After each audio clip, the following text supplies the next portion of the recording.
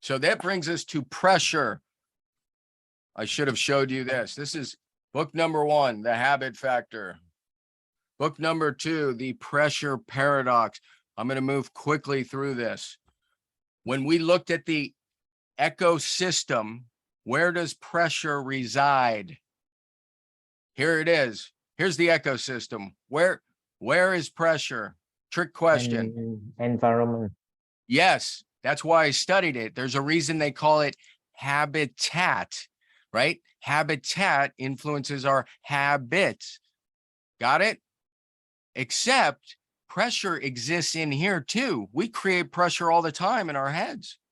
All the time. We fabricate pressure. So it's external and internal. Everybody got that? Everybody agrees? Beautiful. Anybody recognize these faces? Rosa Parks, Nelson Mandela, Gandhi, Lincoln. Here's the question. Were they successful? Anybody going to say no? Yes or no? Anybody saying no? Are they success? Are they known? Are they renowned for being successes? Incredible, inspirational heroes. All of them are. Why? If pressure were the enemy of success, and that's an actual thesis, there's a book out there that's their core thesis. Pressure is the enemy of success. It's truly impossible because there's Lincoln right here. Here's Lincoln. All of these people were under tremendous pressure. So it wasn't the absence of pressure that made them great, right? It's because of the pressure and the way they handled it. So now the question becomes, how do I handle pressure? And by the way, pressure is neither good nor bad. Does anybody, I mean, the truth is it's neutral. Habit is neither good nor bad. These are supernatural forces. It's incumbent upon us to help our clients harness. So here's where pressure really influences our lives. Productivity, performance, and peace of mind. Not really going to have time to get into peace of mind. You can bring it up in the Q&A. But think about productivity. If we shrink a deadline, guy, right? All of a sudden I feel intense pressure. And a lot of times I'm far more productive. What happens the day before you go on a vacation for 3 weeks? You're hyper productive. We all know this. It's the most productive day of your life before you check out for a month, right? That's because of the pressure and you've managed it. It also influences performance. There's a reason there are Olympic records set in every Olympics. Intense pressure. Intense pressure. And rather than crumbling and being the enemy of success, they excel. And the question is why? We're going to get into that. Peace of mind, again, you can bring up in the Q&A. So the answer to this question lies in this picture. What's going on here? If it doesn't kill you, it makes you stronger. What is this man lying on? Are those nails? Yes, Oh, thank my. you. So that is a bed of nails. This is the answer, people. He's lying on a bed of nails and it looks like a woman standing on him. Now, what would happen? Let's say those are 500 nails. What would happen if we took away 499 of them? The pressure concentrated on one spot. That's right. Yeah. So if there was, you've never heard of a bed of nail, right? There's no bed of nail. There's only a bed of nails. The area. So what's the formula for pressure? We learned this in 7th grade in the United States. Here's the formula. Pressure equals force divided by area. Very important. Pressure equals force divided by area.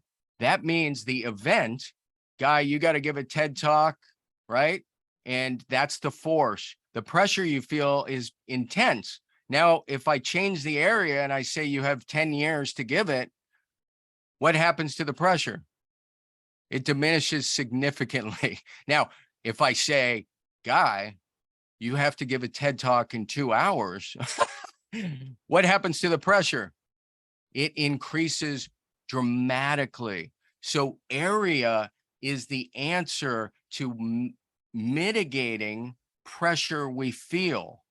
We adjust and address the area. Let me give you an example here. Think of a peer support group, right? What happens when people go through trauma or they feel intense pressure? This is why support groups exist. This is like the bed of nails. We surround ourselves, we increase our area. It helps diminish the pressure. This entrepreneur group I was in for 10 years, there was an entrepreneur who tragically committed suicide. The group was formed because the story goes that the group was formed because of his suicide. Today, that group is over 10,000 members. It was this idea that we're going to surround entrepreneurs with other entrepreneurs to give them support. That increases the area, diminishes pressure. So here's the formula again. Pressure equals force divided by area. What constitutes area? Well, we need to prepare. So we add knowledge, teachers, skills, mentors. This is how we increase the area. Time. I bet money's in here. Money. If you've ever felt pressure and then you add a few $1 million, the pressure goes down. The point is you're adding resources. Pressure equals force divided by area. Increase the resources. Good? All right.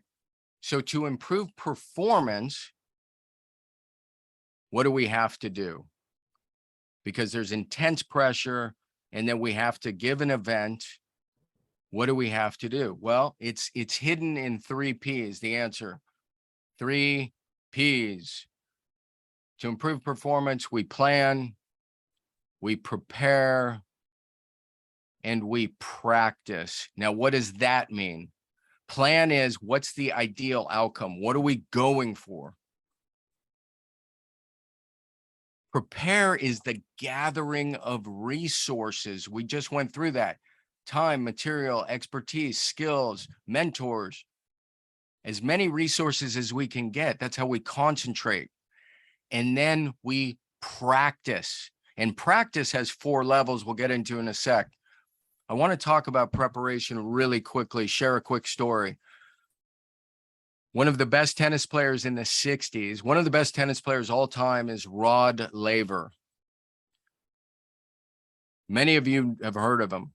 It was just serendipitous, but I had the good fortune of taking a stroll with him. My daughter and his granddaughter were on the same club soccer team or football team. So this is 7-ish years ago. He's 76 at the time. The best tennis player in the world for his generation by far, 11 Open championships. And we're strolling along and I ask him, Rod, why do you think you were so great? And he's like, he's super humble. He's 76. He's trying to deflect it. He starts talking about how great Federer is and Nadal is. And I brought the question back. Tell me why you were so great. And he says, I played my best when it mattered most. And I was like, that's not enough. I need more info. How did you play your best when it mattered most? And he said, concentrate. And that was it. And again, he was a little older and I didn't want to press him. And we were just enjoying our daughter's time. So, but I slept on that answer, Peter. And I was like, concentrate. I still don't have enough information. I need to know more. So the next morning I see him, I say, Rod, what does that mean, concentrate? And then he confused me again. He said, prepare. And I didn't even want to press it. I didn't want to ask again. I like bowed and I walked away because he's the master. So he said, I played my best when it mattered most. And then he said, concentrate. And then he said, prepare. And I was totally confused. And then it occurred to me what the real answer is. When you prepare, you can concentrate better. When you have the right socks on, when you've tied your shoes correctly, when you have your grip right for your racket, then you step on the court and you have pure concentration because you don't have little details screwing with your concentration. Does that make sense? Preparation is essential for performance. Bear Bryant, one of the best football coaches of all time, he said, everybody has the will to win, but not everybody has the will to prepare to win. It's a critical distinction, the will to prepare to win. Rod Laver prepared so well that he could concentrate. He won 11 Open championships. So quickly, 4 layers to practicing. We start, remember the 4 levels of learning. We start with low pressure, very low pressure. If you're learning to play soccer, you're not playing against a bunch of defenders. You're just touching the ball and passing it, right? But as you get better, you increase the pressure. A good coach is going to add defenders. And then you have game time pressure. And then there's one higher level beyond game time pressure. This is where, if you watch someone like Steph Curry, he is practicing beyond game time pressure. He's trying to get rid of the ball. He's the greatest 3-point shooter, if you don't know, in history. And when you watch him practice, he says it over and over. I practice under such pressure, under such intensity, that when I get into the game, it becomes easy. He's comfortable, he's relaxed, he's confident because he's prepared and he's practiced under extreme pressure. Any questions? I know I'm moving quick. Peter wanted all of this, habit, pressure, and now we're going to get to story. One more slide on pressure. This is the zone. Some people call it flow. The guy, one of my heroes, Rick Sussinghouse, he wrote the foreword. He's a professional golf coach. He wrote the foreword to my new book. He read The Habit Factor back in 2010 or 2012. He ends up becoming a certified professional habit factor coach. He taught me this. He's a PGA championship coach.